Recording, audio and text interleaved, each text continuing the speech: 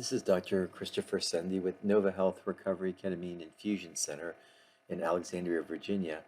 And I'm going to discuss ketamine therapy aftercare. And what exactly do you do after your initial ketamine therapies, and how do you maintain the results? So, we know that ketamine is a treatment, not a cure, and it's important to maintain the neuroplasticity that you achieved with your initial ketamine series. So most people will get their initial series of 6 infusions over 2 weeks to treat their mood disorder, depression, anxiety, whatever it might be. And if they get results, you still have to maintain those results. We know that depression and mood disorders are neurodegenerative and that they tend to recur, and that you would need to continue some sort of maintenance treatment. And so most patients will end up getting booster infusions on, let's say, a monthly basis for variable periods of time. And of course, the goal is to get people into remission, and then you want to maintain the remission. So the neat thing about ketamine is if you get into remission, you certainly can, avoid getting booster infusions if you, continue to do the basics of self-maintenance and then return and get infusions as you need to when the depression returns. But generally speaking, most people want to maintain some level of remission by periodic boosters, just as a prophylactic measure.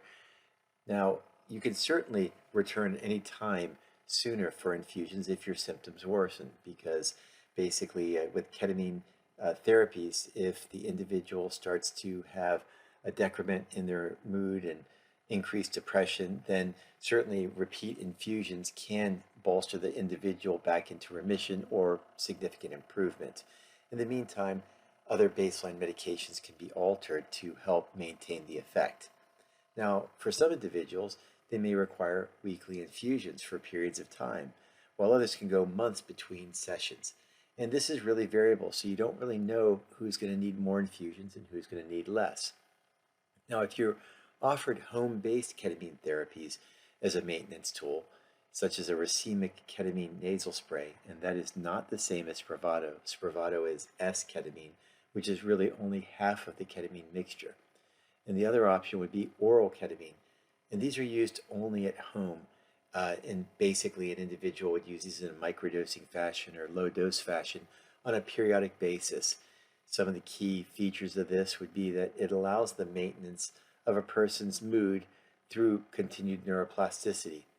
Now, if somebody were to use these treatments, the key is not to drive or use any heavy machinery for at least 4 hours after use, and comply with any instructions that are given to you from the physician. And again, these are helpful for maintaining efficacy of the results as well. Now, repeat ketamine infusions and other ketamine treatments are the only proven way to maintain efficacy. And this is based just on a study by McMullen and his colleagues, which was performed in 2021, which looked at some 400 plus articles to figure out whether there were strategies to prolong ketamine's efficacy in adults with treatment-resistant depression. And after evaluating everything effectively, the only thing that worked best was periodic ketamine infusions to maintain the ketamine's effect in treatment-resistant depression. So if somebody got remission or significant improvement, adding and changing medications and other interventions didn't seem to prolong the efficacy of ketamine, and that the best method was repeat infusions, which seemed to work again and again. So if you want to really improve your overall mental health and cardiovascular health and general health span, there's some holistic components for health that you should incorporate after your treatment series is done. And these are important not just for your mental health, but also for your physical health. And they can be kind of just coned down into several categories here, such as relationships and family life. And it's very important to have socialization. So again, creating those bonds and starting to socialize with individuals within your family and outside are very critical. Physical fitness, intellectual pursuits. Your brain is always happiest when it is challenged so that it can change itself. And intellectual pursuits include new skill sets, new hobbies, whatever it might be, things that basically give your mind an enriched environment. And new learning is always something that's exciting for the brain. And then food and nutrition, eating well. And at work and job satisfaction, it's important to find the job that you feel challenged at and motivated to go to and interested in. Then there's the spiritual component and the environmental component as well. Environmental meaning getting out into nature and enjoying more nature. Leisure time as well to basically allow yourself to de-stress and declutter your mind. And then emotional and psychological aspects, including avoiding as much stress as possible, but you still need some stress to always keep your neuroplasticity level at an appropriate amount. And of course, toxic relationships, you want to remove those from your life. Now, there are certainly modifiable factors that we can control, and one article kind of reviews 4 elements for mental health. And these would be earth, water, air, and fire, as they put it in this article with Saris and his colleagues in 2019. And they basically explain the benefits of the 4 humors, earth, water, air, and fire, to basically improve an individual's overall disposition and mental health, such that as far as earth is concerned, exposing yourself more to nature, getting out in nature and walking and doing horticulture, which would be green space exercises, as they put it, going out and growing a garden or planting roses or something along the line of just general lawn care. And communication and getting involved in nature is something that makes people happy, as well as things like animal therapy, having a dog or whatever it might be, and nature walks. There's more of a bonding and connectedness to nature then, and people feel happier. And then as far as water, basically individuals bathing in mineral springs seem to find more joy, and they call it balneotherapy. Then there's hydrotherapy and water-based physical therapy, which would include things like swimming, and exposure to fresh, clean air and breathing exercises. And then, as far as fire is concerned, exposure to sunlight and heat, such as saunas or heated objects, which are hot rocks, for example. And sauna use is associated with multiple health domains and health span, and we're going to discuss a little bit more shortly. Now, other strategies to improve mental health include one of the most key things and key features, which is exercise. And this is one of the most effective non-pharmacological aids for mood disorders. And exercise maximizes antidepressant effects, and there's been numerous studies demonstrating the improvement of mental health with exercise, and there's a bunch of physiology behind this. Things such as structured exercise, aerobic exercise, such as cycling, resistance, like weightlifting, and mixed exercise. And when we say structured exercise, a lot of people say, well, I lift a lot at work. But that's not really structured. That's just periodic movement, which of course is always good. But structured exercise is a dedicated time frame where you basically spend X period of time dedicated to increasing your heart rate and body motion. And then there's supervised exercise. If you get a personal trainer, people feel more motivated and happier. You're more flow stating. And flow stating is a state of basically mindfulness where the individual is in the moment. And when we're in the moment, we're actually less depressed.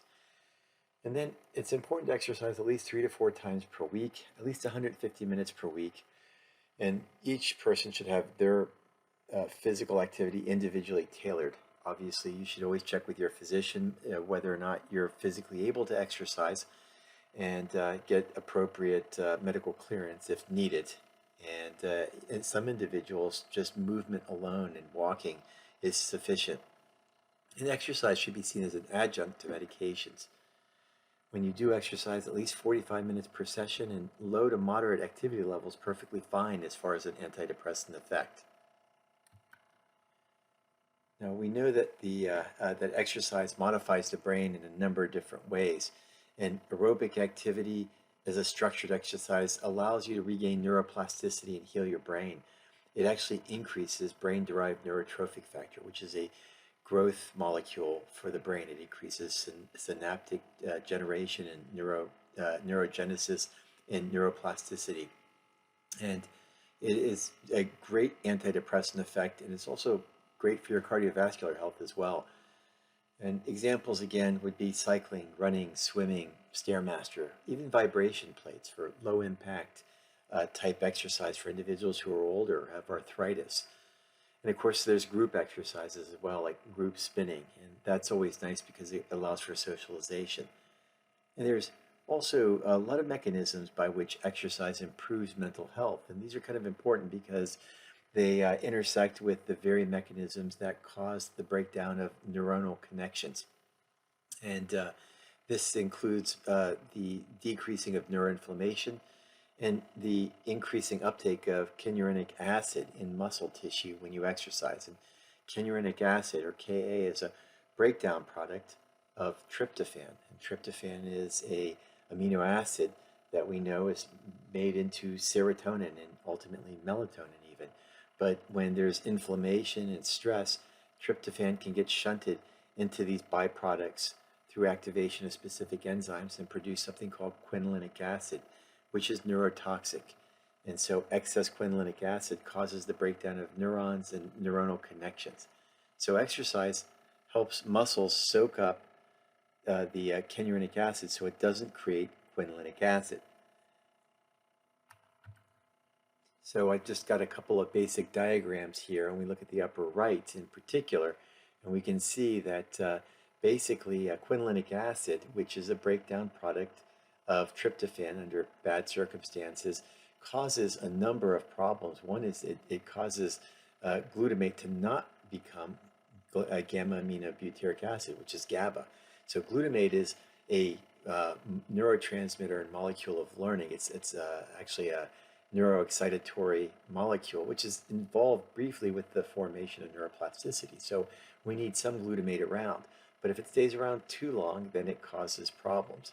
And glutamate generally breaks down and forms GABA. GABA, as we know it, is the sedating amino acid, the sedating neurotransmitter in our brain. It's basically something similar to a Valium for our brain. And so the excitatory neurotransmitter becomes a relaxing one. And this is inhibited when quinolinic acid is present. And the same thing with the formation of acetylcholine, another neurotransmitter, is also prevented in its formation when there's excess quinolinic acid present. And we also will see increased pain as well, and increased pain signaling when people have excess quinolinic acid. So basically, when we have increased inflammation and we have increased stress and other negative things going on, tryptophan, which should generally be forming serotonin, instead gets shunted into the formation of quinolinic acid, as you see in this lower left diagram over here. And quinolinic acid is neurotoxic. And so just as a continuation of that, this excess quinolinic acid activates NMDA receptors. The NMDA receptors, as you may or may not know, are important receptors that glutamate will activate. And excessive activation of NMDA receptors can cause basically neurotoxicity. And when quinolinic acid is around, it actually activates the NMDA receptor excessively. And by doing so, it causes this teardown of our neural networks. It causes basically the synapses to fall apart. And of course, ketamine, as you know, is a NMDA receptor antagonist. It actually blocks the NMDA receptor. So reducing stress and inflammation are really important for mental health. And we know stress raises cortisol, and mood disorders and elevated cortisol will alter insulin signaling and increase the risk of metabolic complications. And you may recall from another video that there is an association of increased early death in patients with depression and bipolar depression by 5 to 10 years. And it's not from suicide, but rather it's from changes in insulin signaling and metabolic risk, such as heart attacks and stroke. And so, again, this is like a bidirectional flow between mood disorders and peripheral metabolic problems, in which depression results in changes in specific hormones cycling and signaling, such as insulin. And this raises the risk of heart attacks and stroke and other metabolic complications. Elevated insulin resistance results in lower levels of dopamine in the brain because of increased breakdown of the dopamine itself, and so people don't feel as excitable. And inflammation also alters these very same pathways in the brain. So we have basically a series of events that occur when we have stress and inflammation, and that results in depression.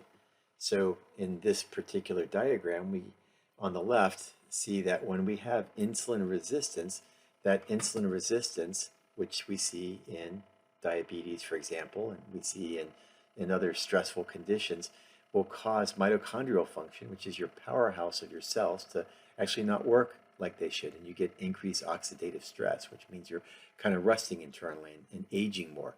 And that there's basically also increased activity in enzymes that break down dopamine.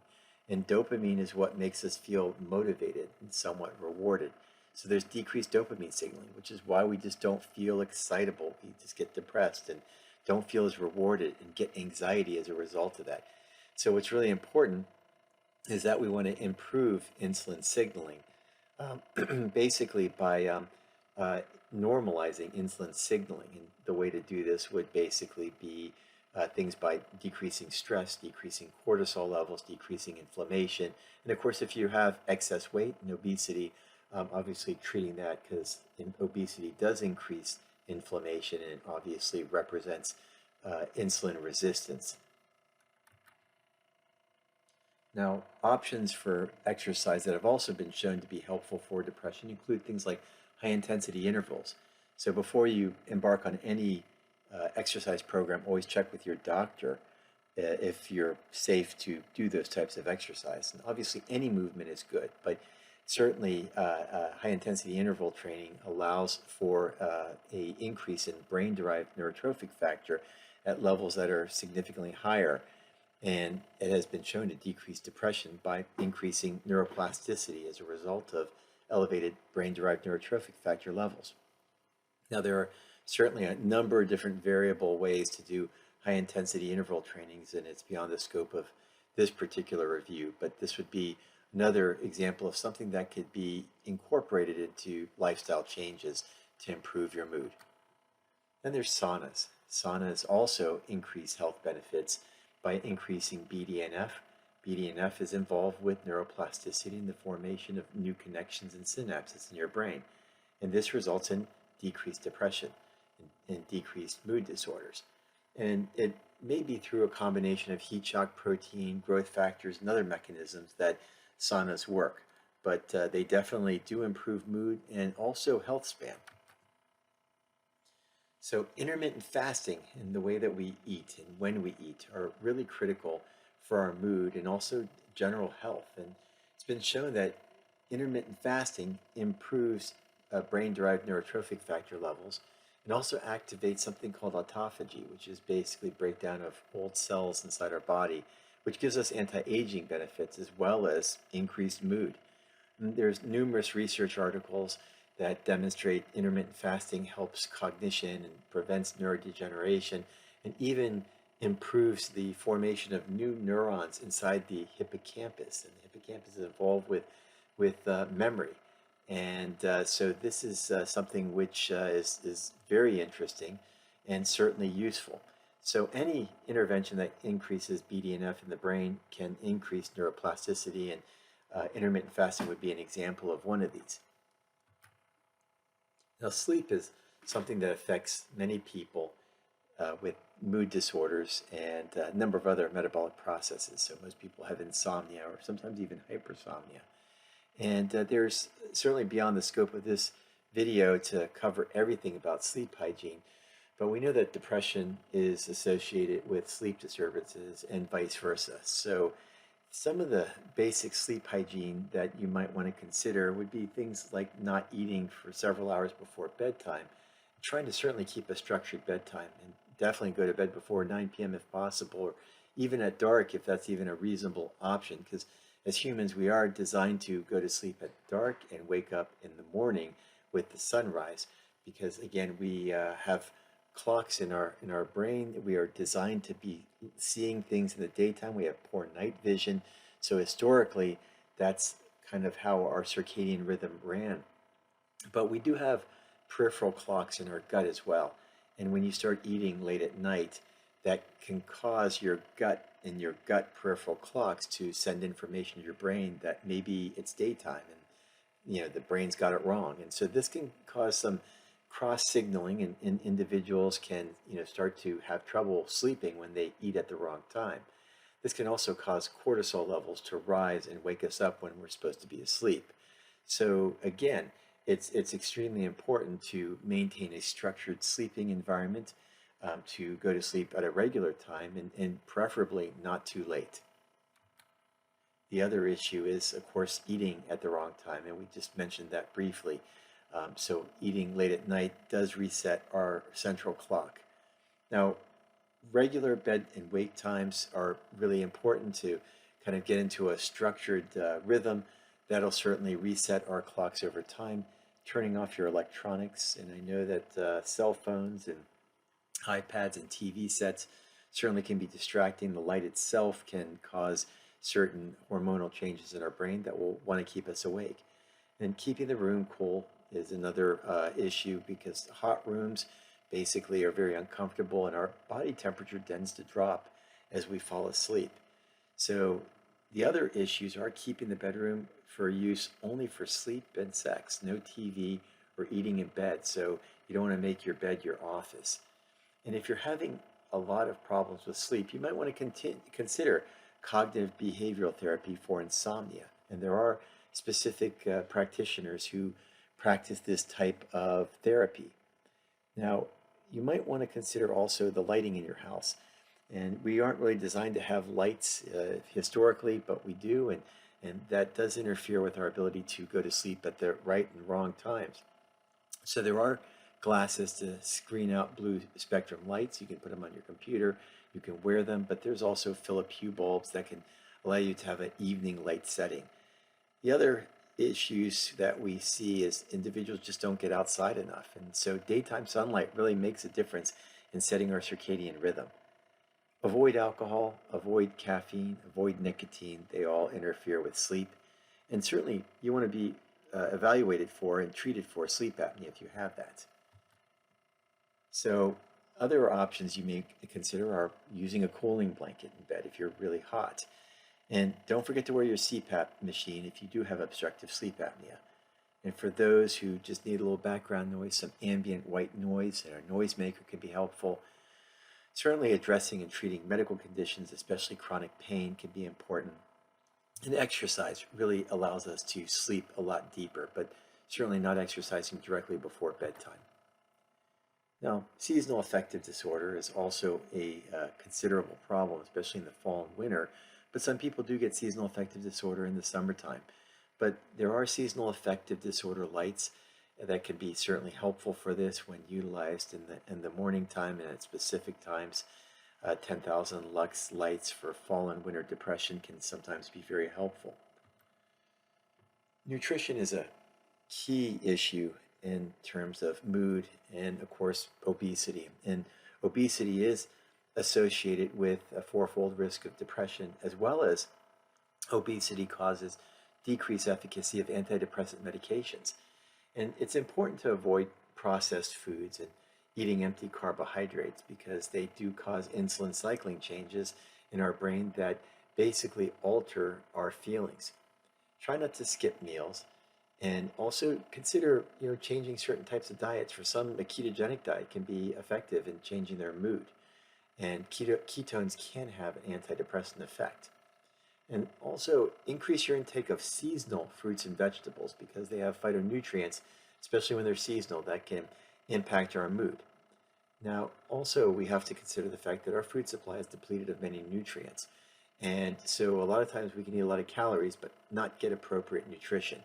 And that is a significant problem, because we need those nutrients to produce the very neurotransmitters that make us happy and motivated. So there are certainly several minerals and amino acids that are critical for neurotransmitter production and mental health, especially in the production of dopamine and serotonin. And some of these would include things like magnesium and zinc, for example, which sometimes are in low supply, and magnesium and zinc play a role in protein production. a number of other metabolic processes. And things like amino acids such as tyrosine and tryptophan, especially in the form of 5-HTP, for promoting dopamine and serotonin production in some individuals. And then, of course, B complex, which, again, vitamin B, thiamine in particular, very essential in both the health of the gut microbiome as well as functioning of neurons in our brain. And we know that individuals who drink heavily for alcohol can have very low thiamine levels, and replacement of that can certainly prevent the catastrophe of specific types of memory loss, like Wernicke-Korsakoff syndrome, as an example, which is basically a complex memory problem that occurs in alcoholics when they basically take in excess carbohydrates. And since our diet generally has excess carbohydrates, we do actually have an increased need for vitamin B1, thiamine. And frequently the amount that we get is really not appropriate. Certainly check with your doctor regarding any of these types of supplements before you start them. Omega-3 fatty acids also play an essential role in stabilizing mood. And of course, fatty fishes such as salmon and mackerel, anchovies, sardine, tuna are options for obtaining omega-3s, but you can also use things like seaweed and flaxseed and walnuts as well. And omega-3s serve a number of purposes, such as pain management, depression, and other mood disorders, and also some cardiovascular benefits as well. Now, a Mediterranean-style diet can certainly be an ideal anti-inflammatory diet because it does have increased omega-3 fatty acids. And of the omega-3s, we have EPA and DHA, critical in maintaining membrane health and nerve cell health. And basically, the balance of these are important and frequently skewed in a typical American diet. So a lot of times we get excess omega-6, which are present in things like corn oil and sunflower oil, and that can increase inflammation. So if you're going to get any type of meat or fish, certainly you want it to be wild type fish, for example, as opposed to farm-raised fish, simply because of what they're fed, so that you will have increased anti-inflammatory omega-3s. Vitamin D is frequently deficient in individuals with depression. And this could reflect, individuals not going outside enough and, receiving enough sunlight to produce their own vitamin D. But vitamin D still can be deficient in individuals who are outside a lot because we wear a lot of clothing and suntan lotion. But vitamin D, especially if it's deficient, is a problem in that it tends to be associated with lower mood and increased depression. And vitamin D is a hormone. It's involved with hundreds of different reactions, including muscle mass maintenance. And so it's certainly raising your vitamin D level appropriately can lower the chance of depression. Now, if you take vitamin D3, you probably would want to take it with vitamin K2 to basically allow the calcium to go to the right places, which are your bones and not your arteries. And so the combination of D3, K2 are important. And K2 is present more in foods that are fermented, such as sauerkraut and kombucha and kimchi, etc., things like that, things that we generally don't eat in the United States. There are other supplements that can be helpful. And again, we're not going to go through every supplement that might be or has evidence base behind it for mood disorders, but just some of the critical ones, which would include things like folic acid and methylfolate in particular, vitamin B6 and B12. And there are individuals who have something called MTHFR, methylene tetrahydrofolate reductase deficiency.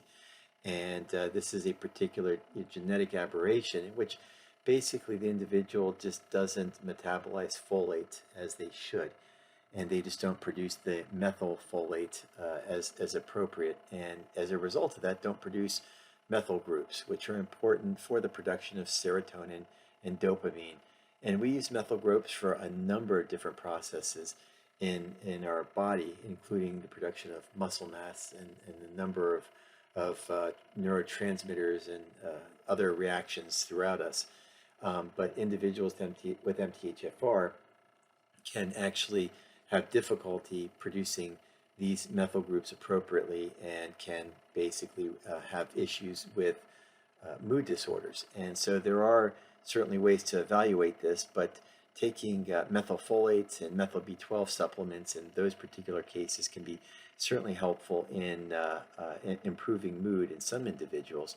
And then there's something called SAMe, which basically allows for a methyl donor substance to be used to actually bypass a lot of these problems, and that also can be associated with improved mood. So SAMe is a supplement as well that you can buy in a vitamin store.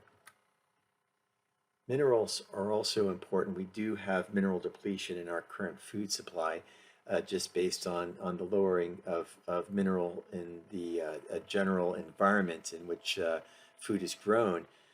There are a number of different minerals that are important, including things like magnesium, but other ones that are kind of, less known are things like chromium and iodine. And people don't realize that they can help out with mood disorders and depression to a certain extent. Iodine we think of as being an iodized salt, but since we don't add much salt to our food anymore, some people are actually having lower levels of iodine. And as a result of that, we are seeing certain deficiencies in thyroid function. So it is important to make certain that you maintain your thyroid health and get your thyroid levels checked, but not just as a TSH, but a full thyroid panel. And there are certain supplements and minerals that would improve thyroid function for those that have issues. And again, check with your doctor if you're going to start any of these types of treatments. But things such as iodine and zinc, selenium in particular, copper, molybdenum play roles in thyroid health. And they can actually be found combined in thyroid supplement formulations. And then there's a number of other adaptogens and other types of supplements which are helpful in individuals who have inflammation and have elevated cortisol levels. Things such as phosphorylated serine to help out with elevated cortisol levels at nighttime that may keep a person up, and things such as theanine, which improve certain types of alpha wave activity in the brain to improve relaxation and yet maintain attention. And then things like rhodiola, which has, as an adaptogenic herb, been found to decrease depression. Curcumin, which is very well known, and this one is associated with decreases in inflammation, improved anxiety, and depression scores when it's used appropriately. There are numerous other supplements. Certainly we'll go over them in future videos, but these are some of just the basic ones. Now, as far as other issues that individuals may have that can be improved in terms of both their overall health and their mood would be things like the maintenance of your gut health. And people who drink alcohol and just have generally a poor diet or an inflammatory diet will alter their gut biome, especially if you've been taking antibiotics periodically. If you've been drinking alcohol, you'll kill your gut biome. And the gut biome is important because it does produce neurotransmitters. It produces serotonin, dopamine, and a number of other substances that actually do communicate with our brain through the vagus nerve. And unhealthy bacterial populations can cause problems because it can produce certain substances, including specific alcohols, that increase inflammation and cross over into our bloodstream. And this can then communicate with our brain and cause trouble with neuroplasticity and cause increased inflammation, both peripherally and in the brain, which we call neuroinflammation. And so there's a number of gut health treatments out there. Things like glutamine, which we frequently use to help with sleep, can also help out with, for example, the gut bacteria and improve the health of the gut, as well as specific types of probiotics. And again, avoiding alcohol really is important to maintain your gut health, and use antibiotics appropriately. Considerations for environmental toxins is important. So if you live in a moldy house, if you're around pesticides, if you are exposed to any type of heavy metals, lead, cadmium, perfumes, and other types of pollution, all those things can actually cause neurotoxicity and result in metabolic and mental health disorders. And we know that lead and cadmium certainly play a significant role in psychiatry. We've seen the lead issue in Michigan and cadmium in Japan, but cadmium is present in a number of electronics, and individuals who solder and have specific types of work exposures can certainly have problems with these particular heavy metals. Certain vitamins can certainly help offset depression, and especially as it's related to heavy metals. And then as far as mold is concerned, certainly evaluating your environment in your house for mold is really important, because exposure and chronic exposure to mold does have chronic effects even beyond just mood, but there is also this concept of inhalational Alzheimer's disease, as described by Dale Bredesen in his 2016 article. So there is actually quite a few environmental links to depression and also to metabolic health. And these are things that can be evaluated through integrative doctors and a number of different tests that they can offer. And then, of course, you treat them accordingly. So consider integrative evaluations. You want to evaluate your gut health with small bowel overgrowth testing and food allergies. And then metabolic disorders, consider organic acid testing. And of course, evaluation for even hereditary disorders in some cases, like Wilson's disease. Evaluate for environmental pollutants like heavy metals and mold and pesticides, and tick-borne illnesses like Lyme disease, and rheumatological disorders. Specific autoimmune disorders like lupus and rheumatoid arthritis cause inflammation, and they're associated with increased depression. And if you're overweight and you have obesity, certainly a workup with evaluation and treatment is really important, because when you're overweight, basically your medications won't work as well, and there's a fourfold risk of depression, not because you're overweight, but actually because of increased inflammation. And your sugar levels should be evaluated as well. So insulin evaluation, insulin resistance evaluation should be done. Hemoglobin A1C, really important, because if you have insulin resistance, then you're just going to break down your dopamine even more and just not feel very motivated. Evaluate yourself for thyroid disorders and adrenal disorders. All of those are associated with poor mental health. And of course, then there's also neurodegenerative disorders like Parkinson's and multiple sclerosis and Alzheimer's, which sometimes are necessarily a part of or a cause of early depression, especially when individuals are in their 40s and 50s. The first sign of some dementia can be depression. So neuropsychiatric testing and other appropriate lab testing should be done. And of course, always consider drug and alcohol use. So if you're excessively using alcohol, or if you're on specific types of prescriptions, they can also be associated with depression. And finally, vitamin and nutrient deficiencies. Certainly evaluating yourself for the B vitamins and vitamin D and a number of water-soluble vitamins, especially when you have gut health problems or just a poor diet, or if you have a specific diet, such as a vegan diet or a vegetarian diet. And of course, individuals who have eating disorders like bulimia and anorexia are prone to deficiency in vitamins and nutritional aspects. And this can be associated with not only just general health problems, but also mood problems as well. And also self-monitoring. It's important to journal your moods. Use a mood app like Osmind as an example, so that you can kind of track things, because as you get more depressed, you lose cognition first. And a lot of times people don't realize that they're getting depressed. They just kind of fade away and they forget to take their medications. They forget to do things. And then before they know it, they're all falling apart. And it's not by purposeful thought that this is done. It's just, again, that depression and mood disorders rob you of your ability to think first before you start to feel poorly and depressed and sad. And so certainly as far as like ketamine therapies are concerned, return sooner rather than later if your functionality decreases, if your mood decreases, or any decrease occurs in your general ability to function at work or home, or if you start to feel more agitated. Certainly earlier treatment returns are important, and of course self-maintenance as well. And so by journaling these things, you can kind of look back and see where you came from and where you're going to. And there's a number of different ways to journal things, and there's a number of different books out there as well as apps. And also, it's important to structure your day. You always want to keep your day structured from the morning until the evening.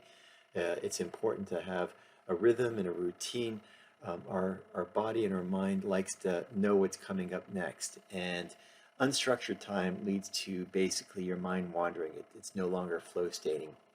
And minds that aren't busy kind of go to the default mode, which is the default mode network.